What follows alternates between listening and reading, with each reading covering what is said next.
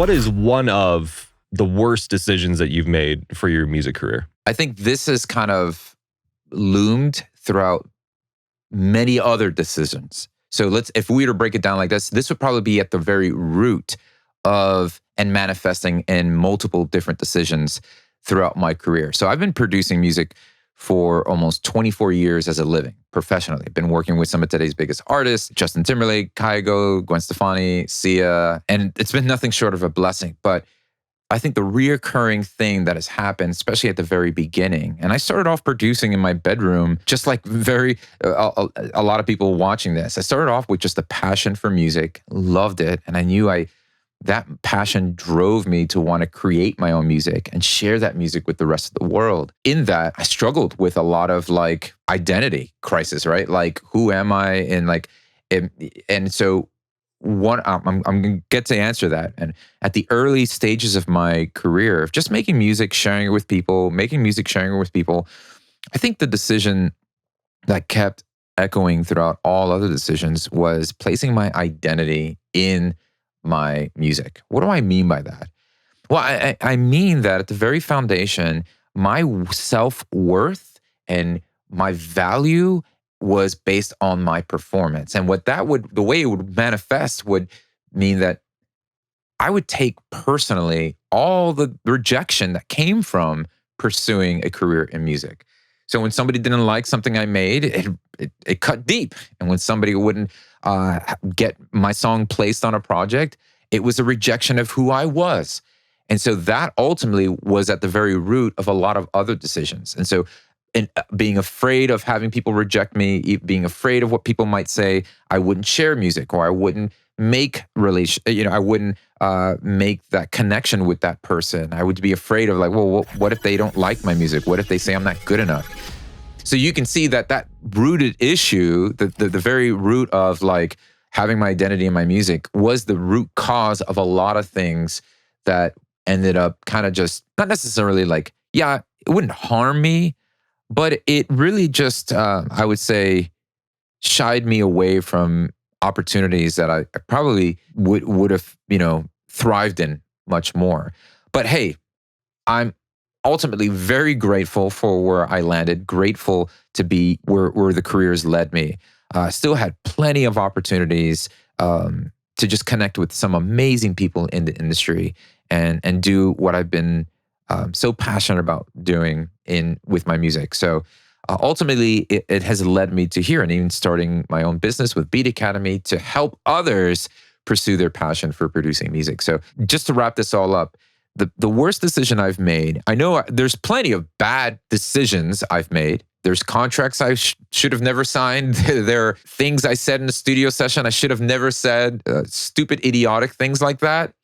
Ran in the hall with scissors. Should have never ran with scissors. Right? Like, there's all those dumb moves. But if I can go a little deeper and unpack the layers of that, I think at the very bottom, it was just a fear of rejection that would cause me to make decisions that ultimately weren't based in a mindset of how can I bring value to someone. It was like, it just made it very personal. Like, are they going to not like what I'm doing? Are they not going to like this? Am I not good enough? So there it is. Putting my identity in the music that I was making led me to make some decisions out of fear and scarcity. Absolutely makes sense. And that was a beautiful answer. And I have 10 different ways that I want to ask the same question about that. And we'll get to that in just 1 second, DAW Nation. And make sure to stay all the way to the end, because at the end of this episode, we're going to be asking Ivan the opposite to that question. What is the best decision that he made for his music career? The identity thing. This is something that it has been one of the biggest struggles of my life. Obviously, I'm not making music right now. I'm making DAW Nation. And I absolutely struggle with what you're talking about, as well as all of DAW Nation does. I absolutely know it's one of the biggest things that they bring up, that they are terrified to share their music with people. They're terrified to submit to labels. They're terrified to ask for collabs because of XYZ reason. They don't think their music is up to par. And because their music is not up to par, therefore they suck. Therefore they're terrible. Therefore they're worthless. Therefore they are not deserving of love or admiration. They are not artists because they're not at a certain level. And I believe, if I'm understanding correctly, a lot of that pain and a lot of that anxiety is wrapped up in wrapping their identity in the kind of very I hate to say imperfect, but the imperfect art that they create. Is that fair to say? Yeah, I mean that's a good, but it's also, and for me personally, was my identity was wrapped in the outcome, right? So it's like if someone just didn't like the song I was making, it was so easy to have it personal, to feel like a personal attack on me personally, because it was like, oh, then I must suck, right? So it was an immediate thing, and then we just don't view it in the subjective view that it should be in. This is art, and it's not meant for everyone to like it. This is just an expression. It's basically viewing the world through the lens you're viewing it, and then magnifying that message or that image to the rest of the world to see. Now, we're not supposed to, by compulsion, twist everybody's arm for them to like it. And yeah, if the masses like that, if you wrote a great killer melody, great song, you put that thing together, you wrote Yesterday by the Beatles. Okay, yeah, the majority of people are going to gravitate to. There's a difference between the formula and understanding and song structures that can have mass appeal. But there's also a difference when it's like, no, this needs to like work out. So it's that expectancy, it's the need and the desire for your soul to be satisfied by someone just liking the music you're making. Does that make sense? So that's where I'm getting at. It's like, man, if nobody's liking my music, I guess I'm worthless. That's the thing that can eat away at someone. So I'm kind of just directly, piercing that mindset. There's many seasons to that. Like when I first started making music in my bedroom, it sucked. Especially when I was trying to cut vocals on my own stuff. I sounded like a dying giraffe. I was discontent because I'm comparing myself to where the professionals and all these other people are at, or maybe even people around me were at. And I was like, man, I'm not there yet. Okay, well, that's just part of my journey, and that's just part of where I need to grow and work on. But it was so easy to fall into just, stagnant, just because I just didn't have the confidence. I lacked the confidence with my music production skill set, and therefore I just wasn't liking what I'm doing. And what was robbing me of the joy of just loved making music. You know what? Let me break it down to like this. I got 4 kids, right? My youngest, so I've got 3 boys and a girl. She's the youngest.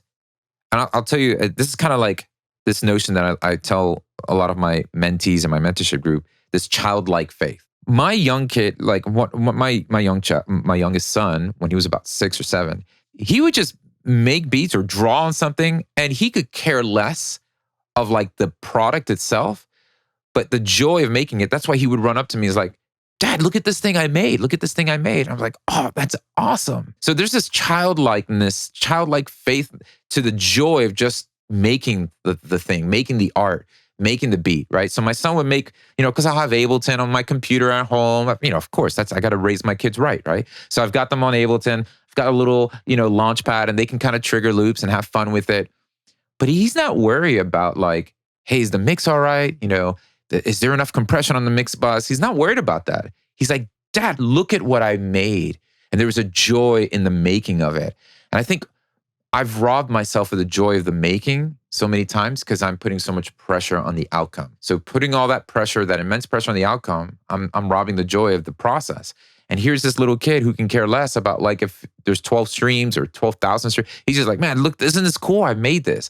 So I want to return back to that, right? The childlike faith of making, of just making something that we really just want to make. The big pushback I know we're going to get, because first off, let me say, I agree with you. After doing this for so long, I know the ultimately empty path that you eventually fall on when you care so much about, when you go beyond the enjoyment of creating, you put so much stock in my creation only has value, or I only have value, or I only have enjoyment if other people find value and enjoyment in what I create, right?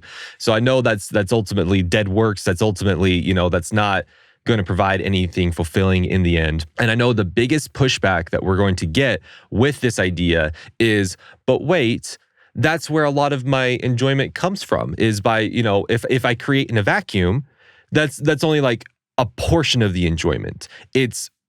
I have to share it with other people in order to fulfill that enjoyment, right? To kind of take the enjoyment to the next level. And by contrast, if I share it with other people and they don't enjoy it, then I feel terrible. So what do I do with that? If part of the enjoyment is sharing it with other people, how do I live in a place where if someone else enjoys it, woohoo, good time, But if someone else doesn't enjoy it, it doesn't bring me down. Like, how do you live in that place, right? It's a both and. It's a balance, man. Like, because it wasn't meant to be in this vacuum. It's not that, oh, okay, I enjoy making music and then walk away from it, right? It's also that I talk with so many people who they're like, man, I would just love if one person resonates with the song I wrote or with the track that I made, if it just brings a smile to somebody's face, mission accomplished. And very well so. That's awesome. So that is part of that component. But the identity piece we've been talking about is the difference between whether it gets rejected or accepted, you're still on a stable foundation. So like someone says, man, I love this tune. It's awesome, bro. Brought a smile to my face. Man, awesome. What a blessing, what a gift that I can, touch someone's heart with the music and the art that I'm making. Great. But then when you get like the other person is like, nah, I'm not feeling it. What? I'm gonna put you in a headlock and then like punch you in the side. Like, it's like, whoa, dude. It's like, okay. Like, I'm looking for the people that connect with it. And if it doesn't connect with you, that's cool. That's the stable foundation you can stand on when your identity is not rooted in that music. It's like someone having a YouTube channel like myself, and you'll have, 5,000 awesome comments, but you get that one comment that says, this video is basic. I was like, whoa. And then you're fixated on that one thing the whole time. So you'll overlook the connections that you're making, right? So it just gives you an assessment. It's like letting you know like what's really important. Because if you had 3 people who love your record, but that one person didn't, if you're fixated on the one person, then it really wasn't about your record connecting with people because you had more people connect with it than you didn't. It's something deeper that you're after. DAW Nation, listen very closely. This is not the end to this content. This was a teeny tiny little snippet from our full episode. You can check out the full episode in the link in the description. And when you go to the free episode, you can get a free pack over there. So go check it out right now. Why are you still here? Get out of here. Go check it out. We'll see you over there.